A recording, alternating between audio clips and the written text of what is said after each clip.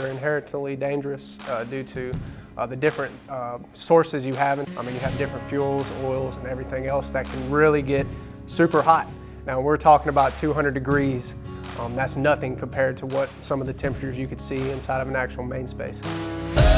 Oh, bury me, carry me, far beneath.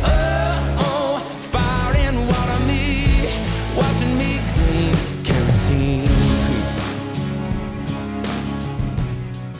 The fundamentals of firefighting are generally the same. You know, put wet stuff on hot stuff. And there's a little bit more science behind it now. We understand a little bit more now, and definitely the training has changed. Now it's a little bit more controlled.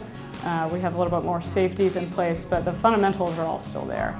If you're going to a ship, you have to come through this training. So every sailor that is coming to a ship, whether it's a small buoy, a big deck, to include squadrons, you know, they have to come through this training. So we see almost every sailor on the East Coast here at some point. Most of the time the students that do come here don't have that hands-on training that they quite need to feel comfortable to combat various classes of fires. At first I couldn't tell the difference of the different levels of heat. Over time, through practice, I've learned it. First thing that usually happens, like you start losing feeling in your feet, like they start becoming tingly, your hands feel heat in your face. And usually the last step is usually your eyes start to look like they're drowsy. And then you find out ways to prevent that.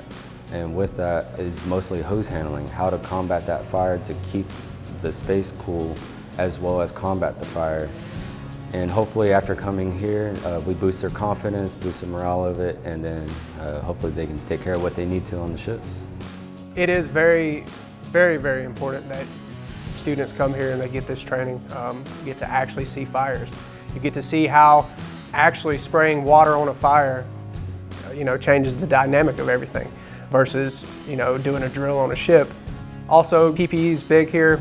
I think it's something that we need to really get out to the fleet because it's a lot of times students come here, maybe they're not stationed on a ship, so they don't see SCBAs every day. They don't see, you know, all this stuff every day. So getting them familiar with the PPE is half the battle.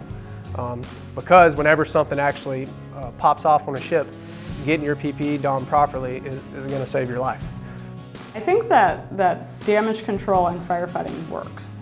And I think by coming here and getting to put hands on pipes and hands on, you know, fire hoses, they learn that what we do here and what we teach here, it works.